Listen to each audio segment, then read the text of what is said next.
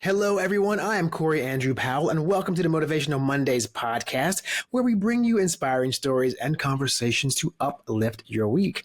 Now, today we are so thrilled to have with us Oneika Mays, who is a multi-hyphenated facilitator, author, yoga instructor, and mindfulness advocate. And Oneika's grounded leadership, her deep knowledge of yoga teachings, and her lived experiences as a queer Black feminist make her a very notable force for building a more compassionate world. Oneika, welcome to Motivational Mondays. I am so thrilled to be here. I can't wait to talk to you. Oh, I'm telling you, same here. Full transparency, everyone. Oneika and I are childhood friends, former classmates in high school, actually, and I just absolutely adore her, beyond the moon, not just of all that she's done, but just because of all that she's continuing to do. And I'm just, I'm happy you're here, Oneika. So thank you. I've been trying to get you here. Finally, you're here, but I've been trying to get you here for a while. So thank you so much. Everything, the stars aligned. It's so wonderful to be with you. First, I want to talk a little bit about some of the things I mentioned in the intro about you. One of the main things, of course, that really inspired me about you over the years is how you've evolved to this place of like higher consciousness, this mindfulness. And as I mentioned, it really is all about your perspective and how the world connects, how life connects and its interconnectivity and how we're all, kind of in this thing together to make this life work. So, yoga for you obviously has become a big part of that as well, a part of you evolving to this state of mindfulness. So talk a little bit about that, if you would.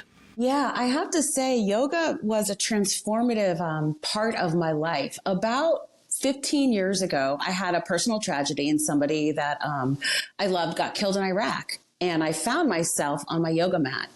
And when I hit my yoga mat, I recognized and realized that I didn't really love myself fully. And that practice allowed me to completely fall in love with myself. And from that, I fell in love with the world and realized that as like a Black queer woman, I was holding on to some narratives about myself that I didn't want to necessarily admit, and some self-loathing. And when I practiced yoga, I opened myself up and I realized that I could show up just as who I was. And it didn't matter what the world thought of me. And when I did that, I found joy. And then from there, I wanted to share that joy with the world. That's amazing because, so much of what we talk about is always like finding or finding who you are and showing up as your most authentic self. And that's a really big part of the leadership conversation here that we have on Motivational Mondays and here at the NSLS in general, because it's a really big one. So for me, I have a very similar connection, very similar story as yours. You know my story. I had those same issues sort of growing up and trying to reconcile who I was with the narratives as a Black gay man who was always sort of in conflict with self. Yeah. And it's like the things that we think stop people from loving us are the very things that people will love about us. The things that we try to hide are the things that make us so interesting and unique. So why not let that stuff shine and share that with the world? And I think that's important for leaders, right? When they're working with teams, those things that, your team members have that you might think are an issue are actually the very strength that you should be tapping into them, because then they're going to show up to be their best because they can be their true selves. Yeah. It's so funny. I always laugh and say that, I check off so many boxes now, but back in the day, we were afraid to check off those boxes. We didn't want to identify as this or that or have people look at us a certain way or pass judgment. And now I'm like, you know what? I check all the boxes. I'm like, I'm going in, I'm going to walk in, I'm going to check Black,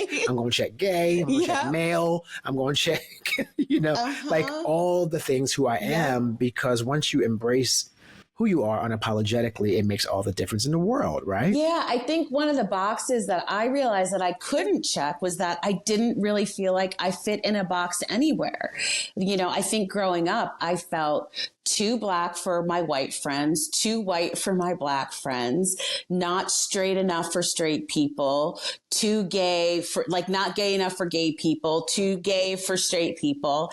And then I realized, you know what? I just got to be me, and my people will find me and I will find my people. Yeah, I love that. And you and I have privately talked as well about the whole Black-white dynamic too, because we both sort of had that similar experience, being young, sort of, I guess, lovers of language and speaking a certain way. And especially when you're an African American in this country, sometimes, you speak a certain way and with a less urban vernacular, I would say. Yep. And, you get a lot of the, you sound white or you talk white. And I would get that. And I know you did too, because we talked about it. But yeah, I'd always get that from other, actually inner city Black kids would tell me that. And I'm like, no, I don't talk white. I'm just speaking English. Right. So, we've been through that our whole lives. And I would just say, no, I'm speaking English. So I don't understand that whole dynamic. But yeah, there's a lot of layers to navigate. And we have to kind of finally identify with who we are, love ourselves. And that's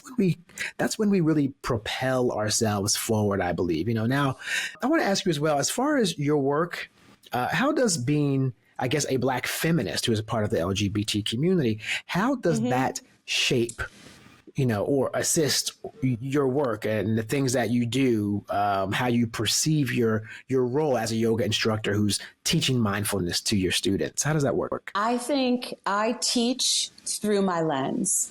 And so when I show up to spaces authentically as who I am, I think it sets a tone for students to allow themselves to have the experience that they need to have.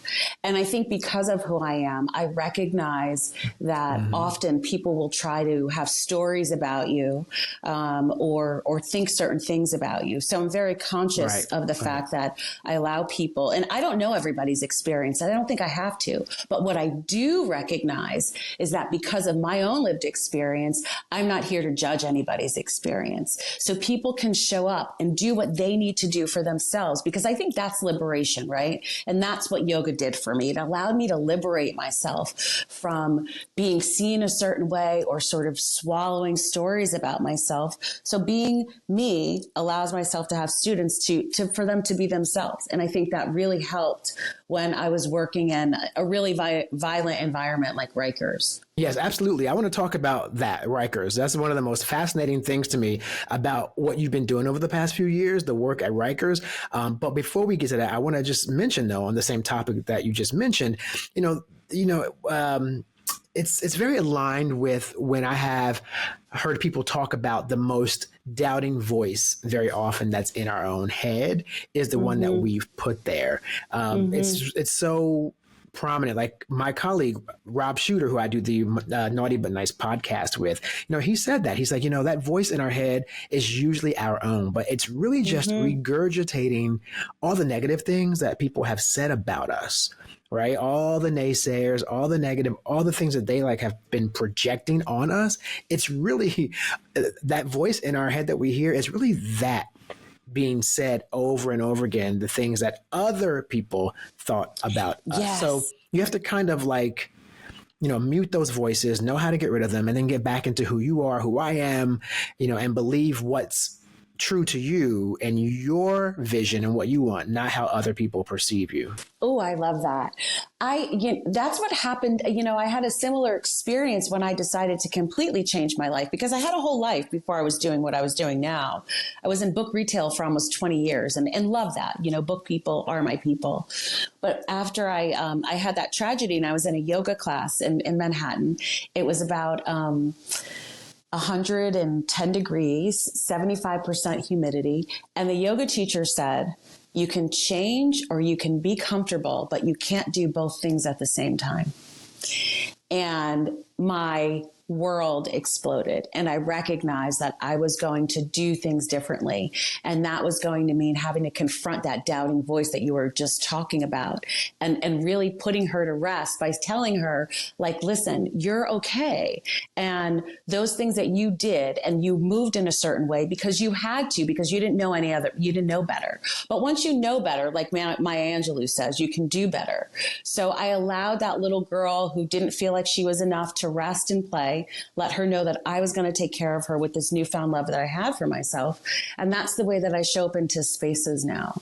Yeah, it's amazing. It really does boil down to confidence, accepting yourself, warts and all, good and bad. I talk to a lot of people who have a hard time with that. I just did a talk last week. We had an online webinar at the NSLS, and we had over 700 to 1,000 people who registered. And, a lot of the people signed up for the presentation that I did that was called Transforming Your Personal Story into Your Brand, or Turning Your Personal Story into Your Personal Brand. Oh, I saw that. Yes. That It looked was really good. amazing. And, I just, the feedback I got back was really amazing, because so many women, especially, I think because women in society really are dealing with another level of what people don't understand when it comes to the issues of rights and women's liberation. And I mean, women are clearly a marginalized group, right? So they have a lot they've endured, and they feel very minimized very often. And so I just wanted to let them know that, your voice is important.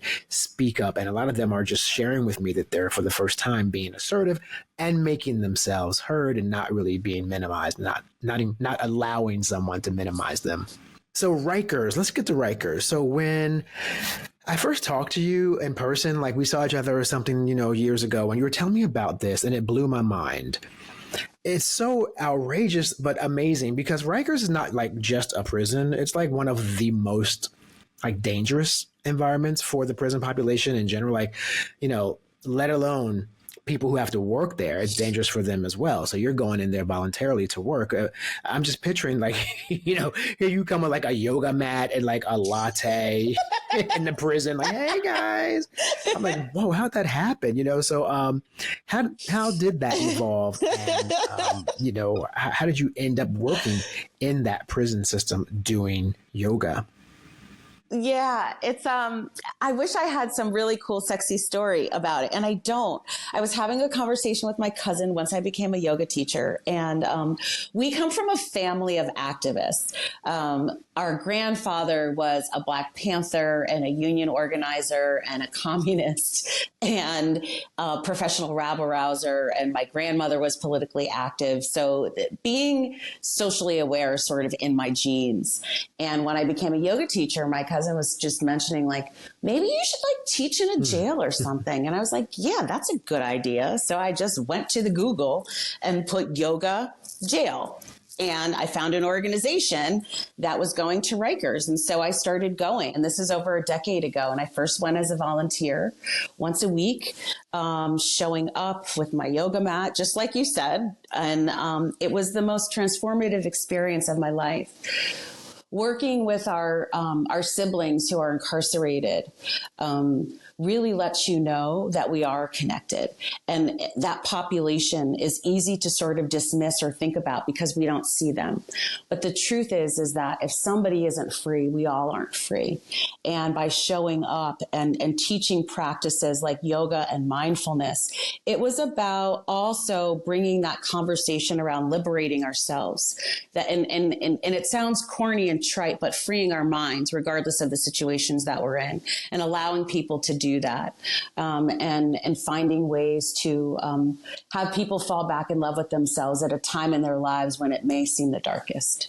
You're not talking about someone like who's in there because who stole a candy bar. There's some really, really difficult, tough people in there. Well, that is true. That's also the other part, because there are those people there too. So I think that was what I had to navigate. It was a combination. There are some people who were there for issues with shoplifting, which, is a whole nother conversation about the system, which I'm not going to have.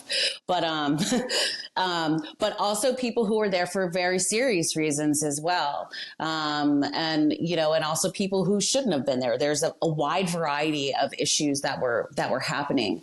And it became less about the yoga and the mindfulness and the more about me showing up and just bearing witness to people's experiences, and showing up as a vehicle of love, because I do believe we can disrupt systems with love.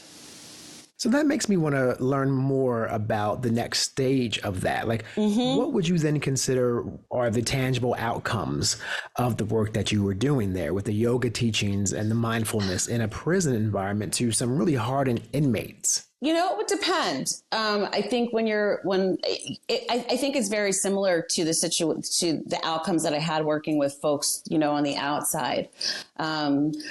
I learned to let go of outcomes. But with some folks, they were transformed. That, I had some folks that it was like I was being a private yoga teacher, and we really delved into a very deep yoga practice. And in full transparency, I had some people who tried it and didn't like it at all. And there's power in that though too, because there's power in being able to say no to something, right? When you have not been able to have any freedom and everything is told to you to try something and say, no, I don't like this, that you now know something about yourself that you didn't know before. So I think there's freedom in that. Do you know what I'm saying? Like we always think of it as like, oh, let me try to have somebody have this great experience. But sometimes I tell lots of people meditation isn't for everybody, especially if you're in the middle of like a really deep psychological crisis. That might not be the answer. So learning to emotionally regulate can be a very powerful thing. And folks do learn that through mindfulness and yoga. Listen, well, I have to be honest because so my partner loves yoga, right? He used to. He still does it to a degree, but a lot of yoga practice in the past. And in the morning now, he does it as part of his early routine. He's up by himself. He does the stretches, and he attributes a lot of his physical well-being to taking yoga or doing yoga. And for me, I don't know. I tried it years ago, and. It wasn't for me. I'm like, I'm good, but I just think that maybe I copped out a little bit. Maybe I should give it another go, Yes. And yes. And Corey, you saying that is so important because yoga is not all of that, right? Yoga is the way that you move through the world and show up authentically. You being you and showing up in spaces in the way that you are, that's yoga. That is yoga. We always think of yoga as the physical movement, but yoga is like a way of life. And yoga is understanding that we're all connected. So the yoga doesn't have to look just like what you're describing as asana, right? And I think that's what I also talk to people about too. So some people who thought that they didn't like yoga recognize that they were doing yoga just by having a conversation with somebody that's coming from your heart to their heart. That's yoga. Well, it's funny. I have to bring up, of course, the way this whole interview with you and I today came about finally, with the planets aligning, as you say.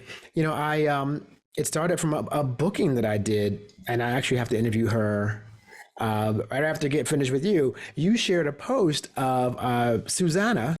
Oh, Susanna Barkataki. She is the best. It was her speaking about the Western appropriation of yoga, and it really was interesting. It got me thinking about how like the commercialization of yoga is a very different thing from like the actual, ancient teachings. And she talked about the appropriation of it as this big commercial thing. And, it's pretty amazing to hear her talk about how this 4,000-year-old practice that's for everybody became this sort of like elitist, if you will, like white sort of affluent activity with really expensive clothing and memberships to yoga studios. And, she's like, that's not what it is at all. So, I'm looking forward to talking with her today. Because just like you said, the same thing about yoga, it's this big commercial thing now. And when I think of yoga, I don't think of people of color. I think of some elite thing that I'm not necessarily invited to participate, which is just the way yoga has been branded. That's not how I thought of it on my own. That's sort of like what the landscape has made me feel when I look out into the world of marketing. Yes. I found what yoga really was at Rikers Island. That's when I found the practice. That's when I discovered what the practice was about. And that's what shifted me. And it changed the way that I saw myself, and it changed the way that I saw the world. And I started to realize that you don't have to like people to love them. And it sounds like a wacky thing to say, but I think we're so obsessed. And I think this even ties in with that Lululemon idea, that this idea of perfection and being liked and being approved of stops us from loving one another. And so I learned that I didn't have to like people in order to love them. And I didn't have to have people like me. And that freed me to just love people. You know, like what did Mother Teresa say? If you judge people, how can you love them? And I think it's similar to that. So when it comes to the kind of work you do, where you are going beyond yoga and teaching the mindfulness and teaching personal growth and transformation, how do you create that safe space environment, safe, inclusive space for people where they are able to fearlessly be receptive to the personal growth that you're trying to implement? So what I teach is that the safe space that we find is inside ourselves, that there's no space that we can find that will be 100% safe. I learned that at Rikers. If I worked with folks and I had my own office, it was actually kind of lovely. It had a window and all this other stuff. But an officer could come in at any time because, the doors didn't lock from the inside. And something, I recognized that in that environment, it was never going to be 100% safe. And it was in that moment I realized that we are the safe space inside ourselves. And we have to do that by recognizing that our own hearts are tender and how can we take care of ourselves? How can we create boundaries for ourselves from harm that either we're doing to other people or other people are doing to us? That's the way that I create safety for folks. They can understand that they are their own safe space. And that's also transformative because that gives power to people over their own lives and over their own livelihood.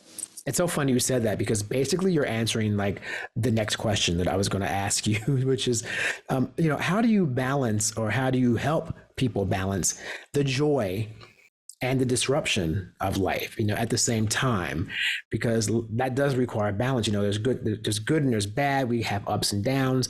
And, you kind of tapped into that with this more, the teaching idea that you can't get happiness or feelings of completion from things or material things or in a space or with an object, etc. It has to come from inside. My deepest joy it can even be in moments of sadness, but it's because I'm embracing all parts of me at any given time. That's how I find joy. When I have the wholeness of my experience in my heart and I'm not running from any of it, that's that's liberatory. And in that liberation, I am truly joyful. Right. So it lives at the intersection of embracing past traumas, whatever difficult times that we've had or experiencing or have experienced. And then you aspire to have joy. Yes, because it's when we're whole, we're not running from anything. And when we aren't running, we're free to be exactly who we are and who we're meant to be. That is something to celebrate, right? Especially when if you're a woman in a marginalized community, like being whole as yourself is like a revolutionary act. Oh, and speaking of revolution, I know, of course, you are really involved in a lot of social justice causes as well. I mean, you're passionate about social.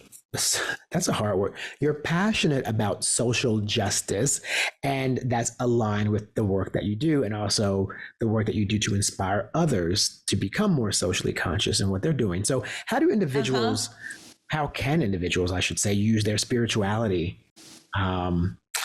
I guess in their efforts to participate in a society that's more aware and more aware of others. I'm so excited that you asked this question because people ask me this all the time. You might be disappointed with the answer, but everybody has their own way that they can show up to be more socially active. And it's by doing our own work. I know that's really not the sexy answer, and that's the spoiler alert. But the truth is that when we take care of ourselves, when we reflect on our own actions and how we show up in the world, we are making the world a better place. We may not think so because we think that, well, I'm just one person. But when you take care of yourself and then you then have a different conversation with somebody, that ripples out. And can you imagine if everybody in the world took 30 seconds a day just to sit with themselves? The world would be transformed. So it can seem so overwhelming with so many things happening in the world. It can seem like I can't do anything. It's all just too much to think about. And then you can say, I'm going to sit with myself in my own heart and take care of myself. Because when you do that, you also show up as a model for other people to say, if she can do it, I can do it. That is the way to change. Look, it's almost like you're psychic because, again, you've just like answered another question that I was going to ask you beforehand. You already answered it because my question was going to be, advisement. What is your advisement for people who want to begin to incorporate mindfulness into their daily lives, but they don't know where to begin or what to do? So it's like, what's that thing that they should begin with? And I think that, what I got from you was like a starting point would be really sitting with yourself for a moment. 10 seconds. It does not, we think it has to be really big, right? In the United States and in the West, where bigger is better and more is better. But just start small. Sit still for 5 seconds. And guess what? If you can't sit still because of ADHD or some other reason, that's okay too. Take an object here, a rock. Hold on to a rock and just feel it and just be with yourself holding the rock. That's mindfulness. There are so many ways that we can find ways to be mindful. A handful of spices, rub them together in your hand and smell them. That's a moment of meditation, of mindfulness. We can find so many different ways. Go outside, find a flower, look at it, smell it, light a candle, look at the flame. There's all different ways. It doesn't have to be like sitting like Buddha on the mountaintop. Not at all. I love that. I love that said, because one of my interviews I really enjoyed was with, I would imagine, Vishen Lakhiani from like Mind Valley, and he's really big into meditation, and that's his platform and everything. And I had him on the show, and he was talking about meditation in general. And he was like, everyone have this sort of grand idea that they have to sit Indian style with their hands like this, with like a jewel on their forehead, or, in this position to look like they're doing Indian yoga or yoga. And he was like, no, you can actually meditate and do these breathing practices, etc. And you're anywhere that you can find that space and do it, like anywhere, your car, your bedroom, and your closet or your desk, wherever. I used to tell the folks at Rikers, because Rikers is really loud because you have TVs blasting, people laughing or fighting, arguing, phones ringing, doors slamming, noise that you can't have imagined. The first time I actually went there, I cried when I left because the noise was so much inside my body. I couldn't handle it. And all I could think of, how do they live like that 24 hours a day?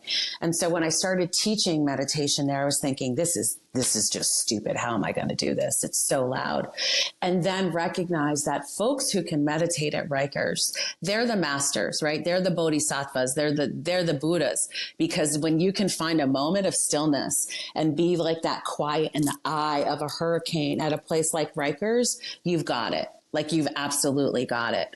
And so folks became my teachers when they were telling me about their experience with meditation in the middle of a really loud dorm, or something was going on and they found a moment of silence. I'm like, I need that. I need to listen to that. That's also inclusive of, I guess, what we would call, breath work, right? Breath work with meditation. Breath work, or pranayama, is energy, because prana is like energy. So we can move our energy with the breath. So breath work can be another way to tap into this idea of mindfulness. And stillness doesn't even have to mean physically still, right? It's this idea of like recognizing that you're in the moment, right? When you say like, a good example is like when you're driving somewhere and you get from point A to point B and you don't even remember like what happened in between. And you say to yourself, oh my gosh, how did that happen? That moment that you say, oh my gosh, that's your moment of stillness and clarity, because you're truly recognizing that you weren't present. Yeah, because now that you said that, I think what I really pondered was that moment. I think I had left I guess I had left the moment driving because my mind was somewhere else, and I was driving and I was thinking about something else, and really, really intensely. And before I knew it, I was sort of like on autopilot driving, and I didn't even realize I was driving anymore. And I came to a stopping point and I was like, wait, did I just like drive? Like, how did I even get to this thing, or even remember like how I got to this road? It can be scary. that is the issue is that we can tend to do that all of the time. So then we aren't showing up for life, you know? And so that's why we practice mindfulness exercises. So we recognize when that happens and we can be present for our own life because it's happening right now, you know? And so if we're hanging out, like thinking about things that happened like 5 years ago, or we're living like 10 years ahead and worried about that, we aren't here, right? We aren't here right now where everything is going on, and then we miss it. I love it. Excellent words of wisdom from Oneika Mays, author, yoga instructor, and mindfulness advocate. This has been absolutely a wonderful, wonderful time, long time overdue. And I'm so happy that you were able to join us today, Oneika. And also I want to shout out that in 2022, Oneika was one of our guest summit speakers, and she did a great job there as well. And so many of the members like came up to her afterwards and took pictures and wanted to get her information and just to keep in touch. You know, she made them feel really, really loved and seen when she shared with the young people in the audience at the last summit in 2022, our last live summit in 2022. So we love you here in NSLS, and I just want to say thank you again for being here today. Thank you so much.